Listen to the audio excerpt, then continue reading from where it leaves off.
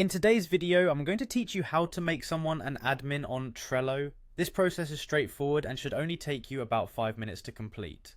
So, whether you're assigning roles for the first time or need a refresher, let's get started. First, we're going to head over to Trello's website. You can do this by opening your web browser and typing in trello.com. Once the page loads, you'll see a button labeled Login in the upper right corner of the home page. Go ahead and click on that to begin the login process. Now, if you haven't signed in already, you'll need to enter your credentials. Trello makes it easy by allowing you to log in using various services such as Google, Microsoft, Apple, or Slack. Alternatively, you can enter your email address and password directly. Choose whichever option is most convenient for you and proceed to access your Trello account. Once you're logged in, you'll want to navigate to the board where you intend to make the changes.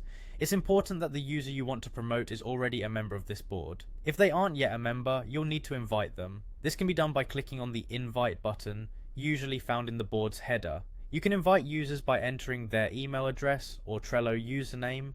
Double check the information before sending the invitation to ensure it goes to the right person. After verifying that the user is a member of the board, you need to change their role. Look for the share button on the board, which typically appears in the top right hand area. Click on this to see a list of board members. Find the user's avatar among the member list, hover over it, and you should see options related to their role.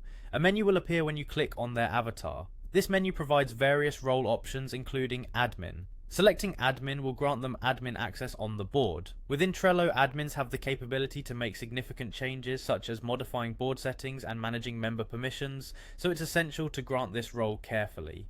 And there you have it, you've successfully made someone an admin on Trello. They now have enhanced access rights, enabling them to assist with board management more effectively. If you ever need to adjust their role again, simply repeat these steps. I hope you found this guide helpful as you manage your Trello boards. Thank you for watching and happy organizing.